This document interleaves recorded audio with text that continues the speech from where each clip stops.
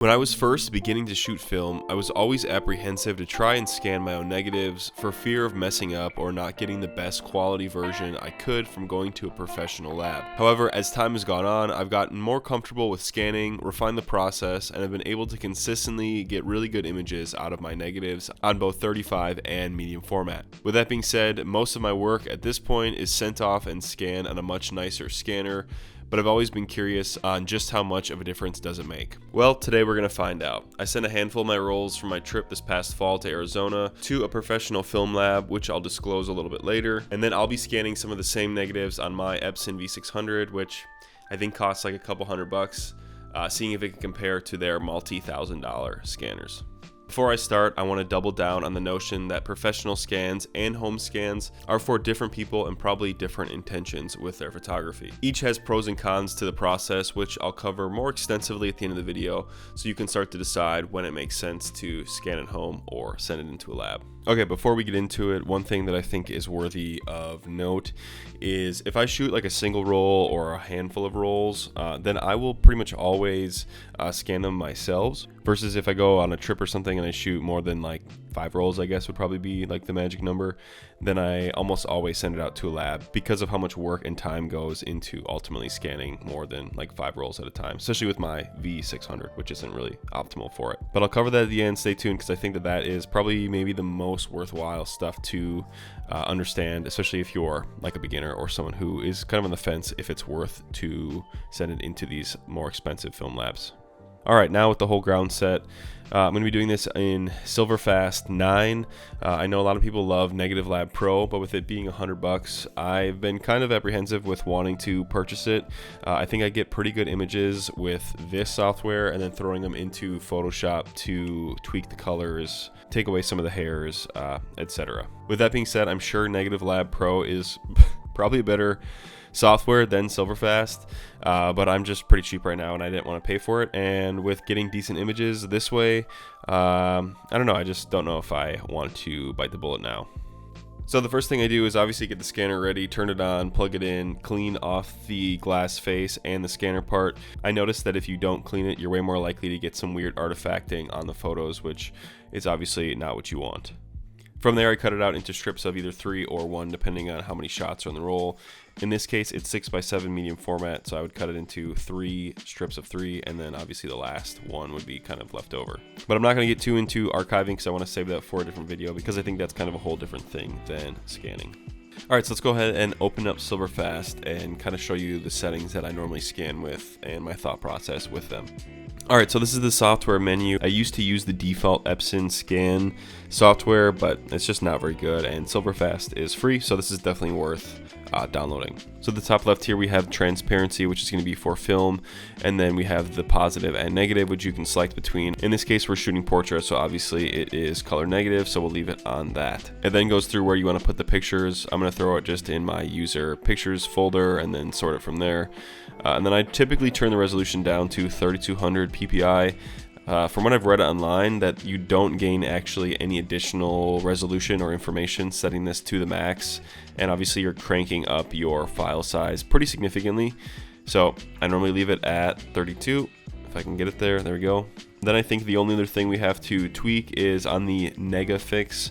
Here you can select which type of film it is. In this case it's Kodak Portra 800, and this exposure and tolerance we can tweak after we get a pre-scan.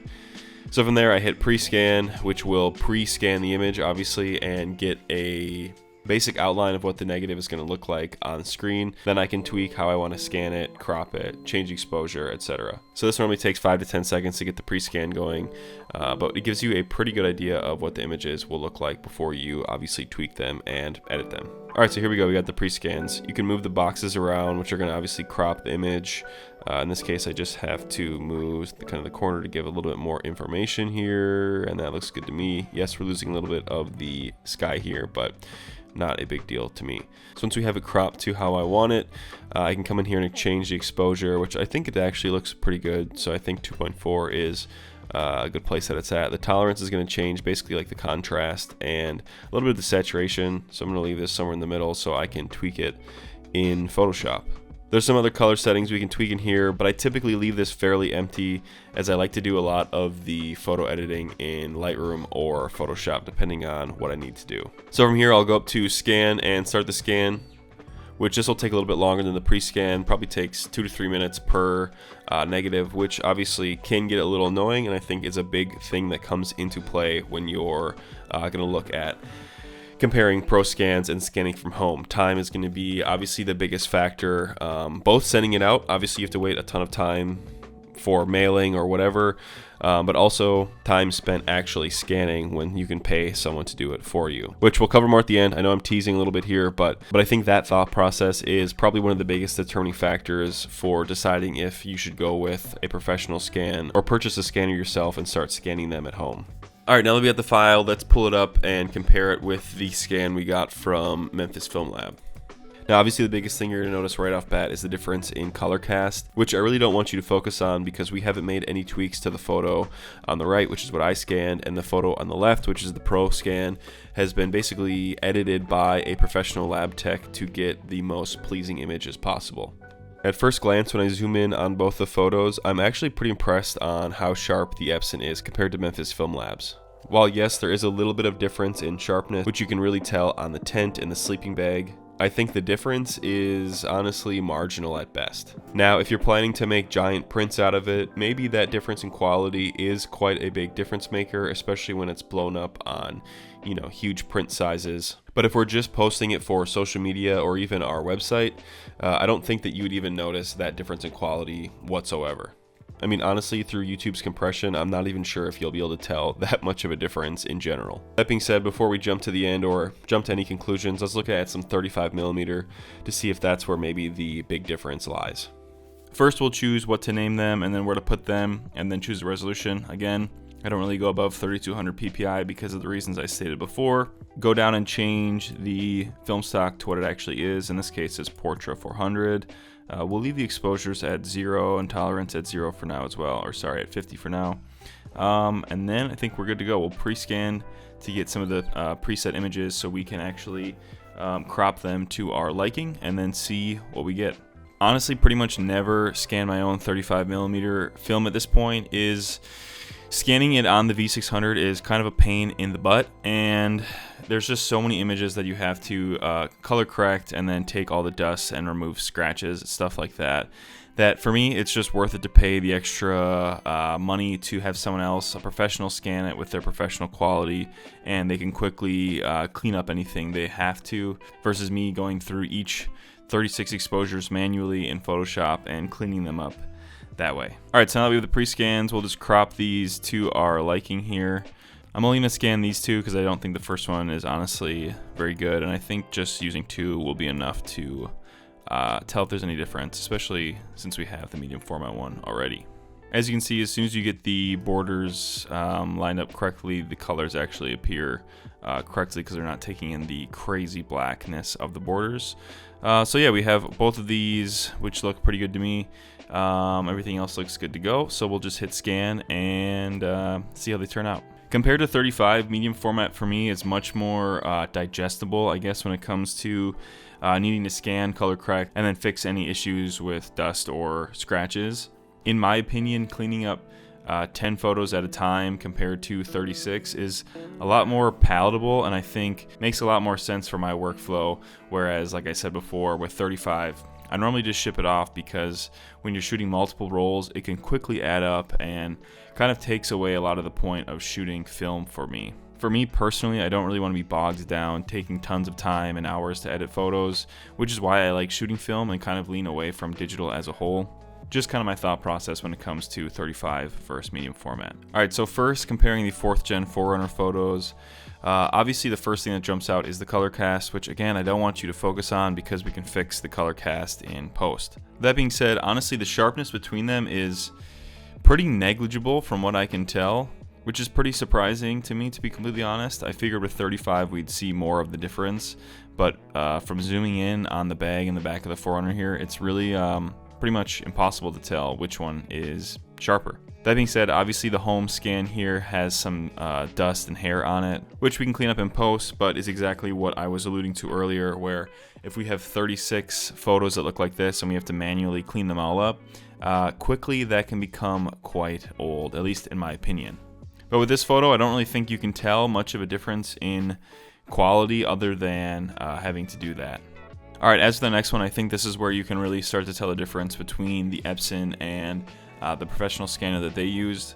The home scan here just looks like it's overcooked, especially in the sky. The grain is just crazy, and honestly I'm not really sure what happened. I scanned this the same way as I scanned the other two, but this one has come out substantially worse, which is part of the thing with home scanning, is they're going to be way more inconsistent than obviously the professional scan. You're much more likely to run into issues with this, whether it be a software thing or a scanner thing, or most likely probably a user thing that I probably included some little bit of black here on the photo, which probably threw the colors and grain way off. That being said, looking at the actual sharpness of like my tattoos and the camera in the photo, and again, it's kind of hard to tell which is the more high quality scanner. I think the V600 has done a pretty good job at rendering good sharpness, albeit more inconsistent and running the risk of kind of overcooking the photo. But all in all, I'm honestly pretty impressed with how the V600 has done compared to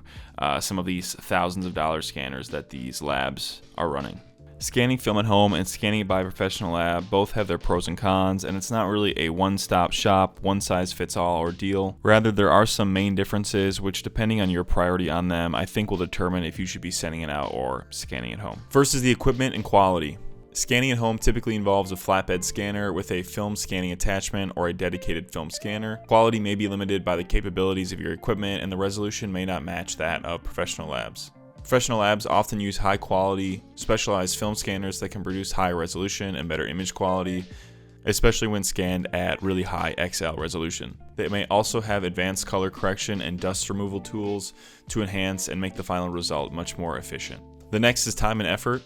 Scanning at home can be a very time-consuming process, especially if you have a large number of frames to scan.